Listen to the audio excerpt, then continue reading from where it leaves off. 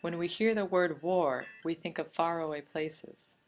When we hear the word slavery, we likely think of the crimes of the past from a time before we were born.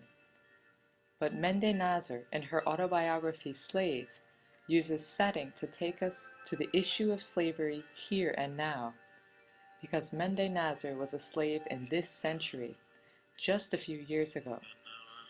The first setting of her novel takes place in her childhood home in the Nuba Mountains of Sudan. While the lifestyle couldn't have been more different from my own, she takes us there through her vivid descriptions and universal themes, such as family, sports, coming of age, and marriage. But the events of the book soon become even harder to grasp. At the age of 12, her village is attacked and burned by Arab raiders. It is the mid-1990s, and Nazer is kidnapped and sold into slavery. This brings us to the second setting. Nazer describes her experience as a slave of a rich Arab family in Khartoum, Sudan, where she is humiliated and beaten.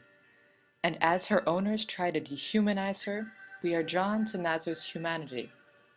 Her narration gives us the sense that there are no limits to how bad the situation can get, and we can only hope along with her that her spirit will get her through.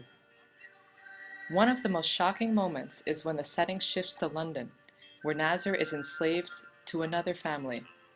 There she is in a country where slavery has been outlawed for 170 years, yet in the 21st century she is struggling to break free. We can no longer set aside slavery as an issue of faraway places or history. We empathize with Nazer's feelings of hopelessness as we start to feel that nowhere is safe for her. Finally, after 10 years of her youth in slavery, Nazer escapes to freedom, but her fight doesn't end there. In the final setting, she then must fight for asylum, the right to stay in the United Kingdom like a refugee. We feel outraged to read that the government at first denies her request, saying she hasn't proven she'd suffered enough.